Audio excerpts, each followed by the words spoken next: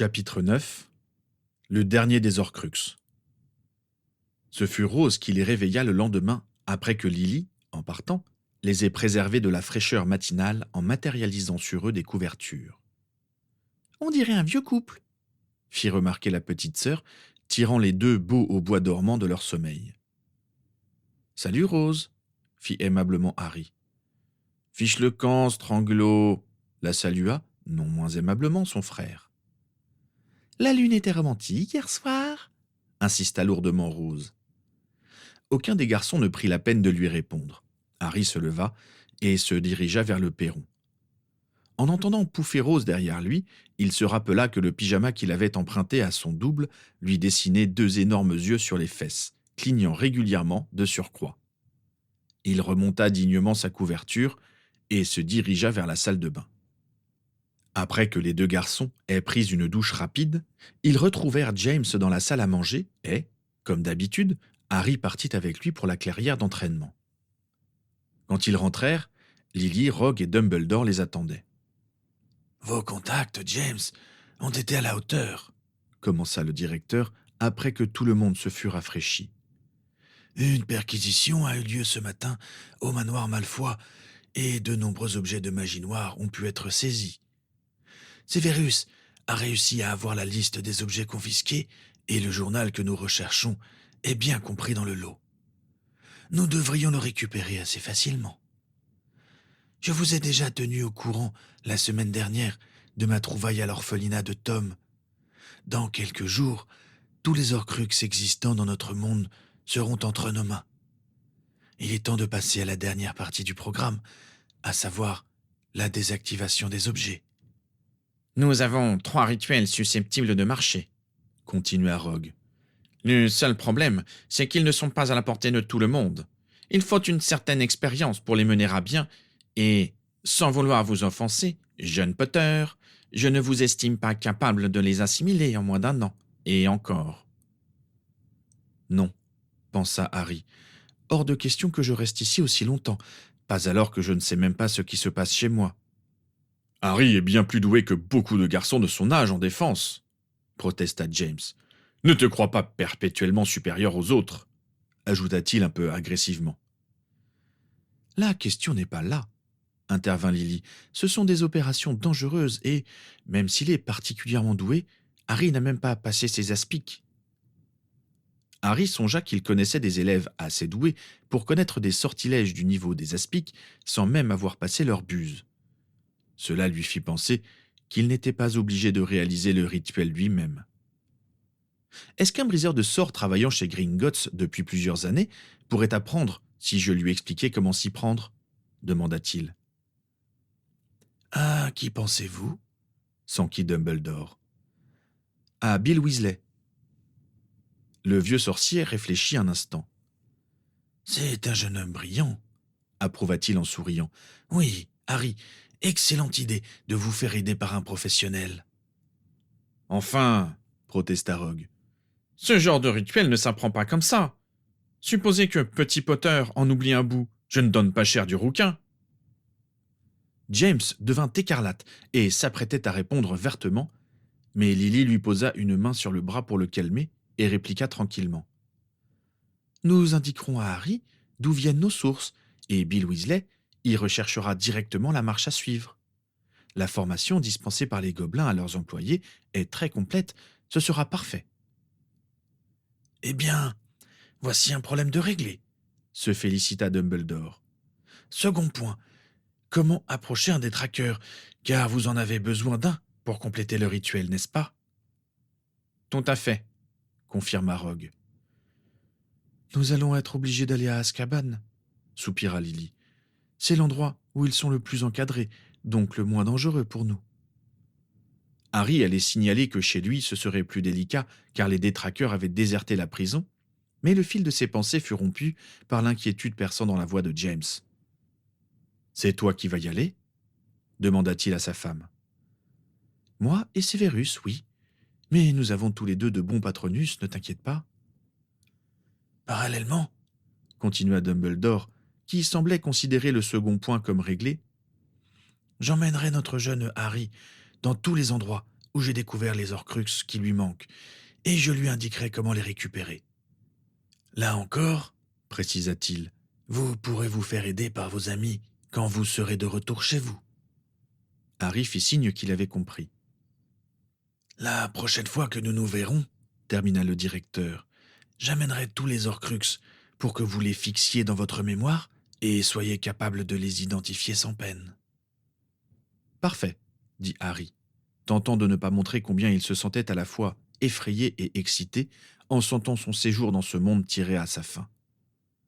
Sans doute sa voix avait-elle légèrement tremblé car, quand tous se levèrent pour clore la séance, il sentit deux mains se poser sur ses épaules. Celle de James, d'un côté, et celle de Lily, de l'autre.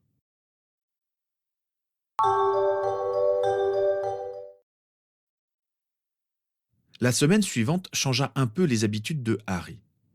Les Potter sortirent plus souvent, le laissant seul dans la maison. Lily veillait à ce que son dîner soit composé de ses plats préférés. James lui avait indiqué le coin de bibliothèque où était classée la revue humoristique Moldu à laquelle il était abonné. L'autre, Harry, lui avait donné licence d'emprunter son balai et toute la bibliothèque de Rose était à sa disposition. Harry avait été touché par toutes ces marques d'attention, mais était cependant secrètement satisfait de se retrouver le temps d'une soirée avec lui-même. Il adorait être ici, comme il adorait ses séjours au terrier, mais il appréciait aussi d'errer dans une maison vide, sans avoir à rendre de compte, ni devoir rassurer un proche sur son bien-être. Ces moments de solitude lui faisaient d'autant plus apprécier le lendemain la sollicitude un peu étouffante de Lily, les réflexions ironiques de James et les prises de becs incessantes entre Rose et son frère. Il n'eut pas tellement de leçons avec James cette semaine-là, car Dumbledore vint lui montrer les Horcruxes et lui demanda de les manipuler. « Tu ne dois pas en avoir peur. Ce sont des objets dotés d'un potentiel effrayant, mais tu as les moyens d'empêcher cette possibilité de se réaliser. » Harry observa donc avec soin le médaillon de Serpentard, la coupe de Poufsouffle, la lunette d'astronomie de Serdaigle, le badge de préfet de Gédusor, laissant de côté le journal intime et la bague des Gaunt. Il se rendit aussi avec Dumbledore sur les lieux où l'on devait les récupérer, la maison de famille des Gédusor et l'orphelinat Moldu. Il mémorisa soigneusement la façon de désactiver les pièges que le vieux mage lui indiqua. Le 31 juillet arriva bien vite et les Potter se préparèrent à recevoir leurs amis. À la fin du repas de midi, Harry eut une surprise. Un gâteau d'anniversaire arriva, scintillant de toutes ses 17 bougies, et fut déposé devant lui. Rougissant d'émotion, il souffla sur les flamèches et il reçut un petit cadeau de chacun des membres de sa famille. C'étaient des petites choses, bonbons, livres, petits mots, mais il savait que même s'il ne pourrait pas les ramener chez lui, ils resteraient toujours précieux pour lui. Quand le soir arriva, Harry décida de rester dans la maison, confiné dans sa chambre du 2e étage. Lily vint le voir toutes les heures, lui apportant sa part du festin qui était servi en bas, dans le jardin. L'autre Harry lui avait prêté ses multiplettes, mais le jeune homme préféra ne pas les utiliser pour épier la fête qui se déroulait sous ses fenêtres, de peur d'apercevoir un visage trop haï ou trop aimé. La soirée passa plus vite qu'il ne l'avait prévu et, vers 1h du matin, James, Lily et Rose passèrent vérifier qu'ils ne s'étaient pas sentis trop abandonnés avant d'aller se coucher. L'autre Harry, aux grandes dames de Lily qui n'avait cependant pas osé s'y opposer, avait été emmené par des amis pour finir la fête ailleurs.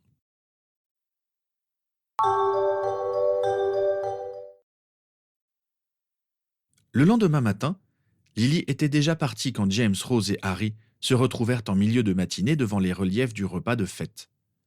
Vers 13h, on alla secouer le joyeux fêtard qui était rentré à l'aube. Les 3 jeunes gens ne firent pas grand-chose ce jour-là, à part végéter dans le jardin qui avait été aménagé pour recevoir tous les convives la veille. En fin d'après-midi, James, qui avait passé la journée dans son bureau, en sortit l'air préoccupé. « Qu'est-ce qu'il y a, papa ?» demanda Rose. « Rien, tenta-t-il de sourire.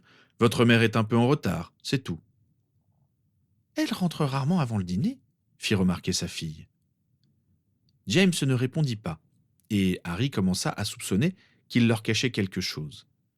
Il s'apprêtait à insister quand il entendit le bruit caractéristique d'un transplanage et Dumbledore apparut devant la maison, soutenant Lily. James s'élança et prit sa femme dans ses bras. Les jeunes gens, qui avaient accouru, virent qu'elle était livide et qu'elle tremblait de tous ses membres. « Ne vous en faites pas, James, dit Dumbledore d'une voix apaisante. Une bonne nuit de sommeil, et il n'y paraîtra plus. Si vous avez besoin de moi, je suis chez Severus Rogue. » Il disparut alors que James entrait dans la maison, portant Lily. « Rose !» cria-t-il par-dessus son épaule. « Fais monter du thé bien fort et du chocolat dans notre chambre. » La jeune fille s'élança vers la cuisine pour donner des ordres à l'elfe et son frère demanda d'une voix blanche. « Mais que se passe-t-il donc ?»« Elle est allée à Azkaban, » répondit Harry la gorge serrée. « Elle y est allée sans me le dire. »« Quoi ?»« C'est pour moi qu'elle l'a fait, » lui expliqua Harry d'un ton morne. « C'est pour moi, mais elle n'a pas voulu me prévenir à l'avance. Elle ne voulait pas que je m'inquiète pour elle, je suppose. » Il s'avança vers une balancelle installée pour les invités et s'y laissa tomber, les yeux dans le vide. Au bout d'un moment, l'autre Harry s'installa à côté de lui et demanda. « Quand tu vas rentrer chez toi, tu vas devoir y aller aussi ?»« C'est plus compliqué chez moi, car ils ne sont plus à Azkaban, » soupira Harry. « Ce sera sans doute encore plus dangereux, mais ce ne sera pas moi qui en serai chargé. » Il n'ajouta rien, mais il savait que son double comprenait fort bien que cette délégation lui pesait et que l'idée qu'on puisse prendre des risques à sa place était pire que les affronter lui-même. Ils se balancèrent de concert, sans rien dire, jusqu'à ce que Rose vienne les chercher pour le dîner. Aucun des trois ne mangea beaucoup. James resta auprès de sa femme et ne reparut pas de la soirée.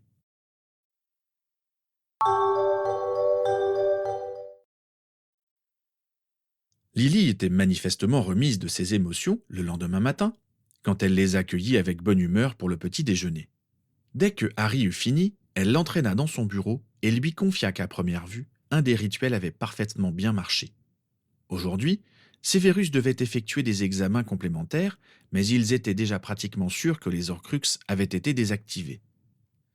Elle montra à Harry le livre où ils avaient trouvé la formule et lui expliqua avec précision où il pourrait trouver l'ouvrage dans son monde. C'était dans une petite bibliothèque du pays de Galles, peu connue, qui possédait cet incunable.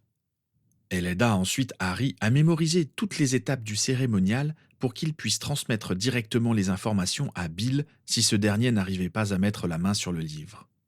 Ensuite, il suffit de déposer l'objet près d'un détraqueur, expliqua Lily, et le laisser le temps que le fragment d'âme que nous avons désolidarisé de la matière soit aspiré. C'est la partie la plus facile. « Ce n'est pas l'impression que vous donniez hier », fit Harry avec plus de vigueur qu'il n'en aurait voulu. « Il nous a fallu essayer plusieurs formules et rester sur place pour en comparer les effets », se justifia Lily. « Maintenant que nous avons défini celui qui est le plus efficace, ce sera plus rapide et ton ami restera beaucoup moins longtemps que moi en présence de ces horreurs. »« Mais pourquoi ne pas m'avoir dit que vous aviez choisi ce jour-là » s'énerva Harry. « Parce qu'il est plus difficile de s'inquiéter pour les autres que d'agir soi-même. Tu te serais rongé les sangs toute la journée. À quoi cela aurait-il servi? Cela aurait-il changé quelque chose pour moi? » « Vous l'aviez dit à James ?»« James est mon mari, » répliqua-t-elle, comme si cela expliquait tout. « Et puis, j'avais besoin qu'il me dise certaines choses avant de partir pour que je sois plus forte. Je t'assure que si nous étions restés un peu moins longtemps, j'aurais très bien résisté. Ne m'en veux pas, Harry, je sais que tu es à la hauteur de la tâche qui t'attend, mais c'est une erreur de ta part de vouloir partager le fardeau des autres. Tu as bien assez à faire avec le tien. Laisse-nous notre part de gloire aussi. »« Je me fiche de la gloire, » s'indigna Harry. « Mais tu penses toujours être responsable de tout. Tu crois que je n'ai pas compris que tu te demandes si ce n'est pas toi qui vas aller désactiver les Horcruxes? Je te vois ruminer cela depuis ce matin. Je te connais comme si je t'avais fait, tu sais. » Harry grimaça. Il devait bien admettre que l'idée lui avait traversé l'esprit quand il avait appris le rituel. « Ne fais pas cette erreur, » insista Lily. « Cela a l'air simple comme cela, mais cela demande beaucoup de maîtrise, et je pense que Severus a raison en estimant que tu es loin de l'atteindre. »« D'accord, j'ai compris, » se rendit Harry. « Bien, alors on va arrêter ici pour aujourd'hui, » dit-elle en se levant. « Lily, » dit Harry sans bouger, Que va-t-il arriver maintenant ?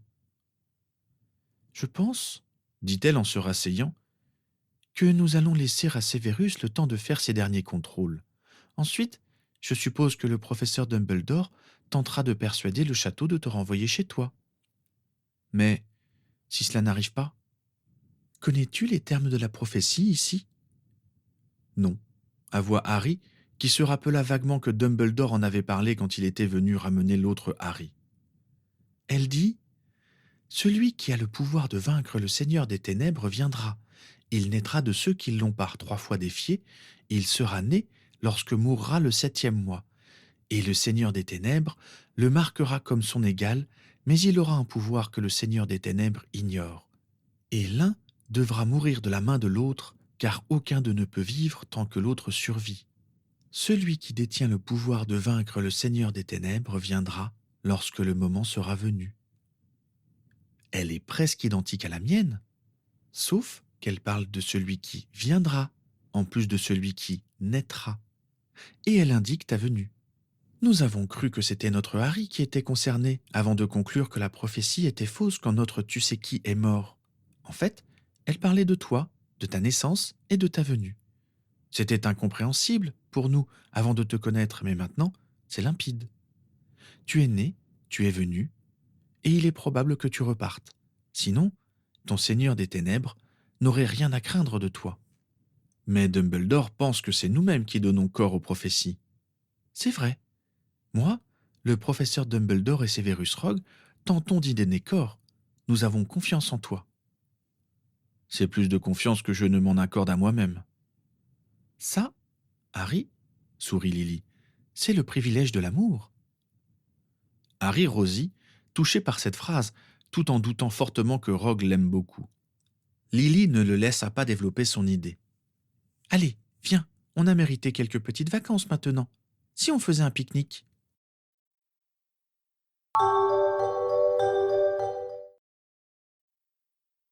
Le lendemain, James les quitta pour un rendez-vous d'affaires une fois l'entraînement de Harry terminé, et les 3 jeunes Potter partirent se dépenser dans le jardin. Ils étaient en pleine partie de tir au but quand la voix de Lily retentit. « Harry !»« C'est pour toi !» dirent les 2 Harry en même temps. Rose éleva son balai et dit « Y a Rogue et Dumbledore !»« J'y vais !» soupira leur invité. Le temps qu'il atterrisse, pose avec soin sa monture contre le mur de la remise et court vers la maison, Lily avait déjà fait asseoir les 2 hommes dans le salon. Harry comprit qu'ils apportaient une mauvaise nouvelle au regard préoccupé que Dumbledore posa sur lui. « Qu'est-ce qui s'est passé ?» demanda-t-il d'emblée. « Asseyez-vous » répondit Dumbledore, ce qui ne rassura pas le jeune homme. Une fois qu'il fut installé, le vieil homme commença en choisissant soigneusement ses mots. « Severus est venu me voir ce matin et a soulevé un point auquel j'avais déjà songé à plusieurs reprises. Nous sommes arrivés tous 2 à la même conclusion et sommes venus vous en faire part. » Lily vint s'asseoir sur l'accoudoir du fauteuil de Harry. Elle lui posa les mains sur les épaules, lui témoignant préventivement de son soutien. « Eh bien ?» dit-elle d'une voix inquiète. « Nous pensons que l'objet que Harry trouvera dans les ruines de la maison de ses parents ne sera pas activé. »« Et ce n'est pas une bonne nouvelle ?»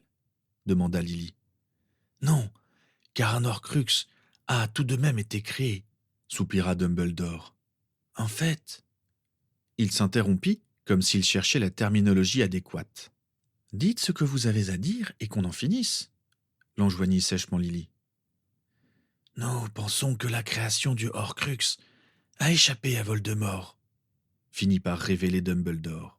« Au lieu de se ficher dans l'objet qu'il avait apporté, le fragment d'âme est allé dans Harry. C'est pour cela que sa cicatrice constitue un lien entre eux. » Harry sentit soudain ses oreilles bourdonner. Il fixait le directeur sans le vouloir, alors que les mots « le fragment d'âme est allé dans Harry » tournaient en boucle dans son esprit. « Mais c'est ignoble!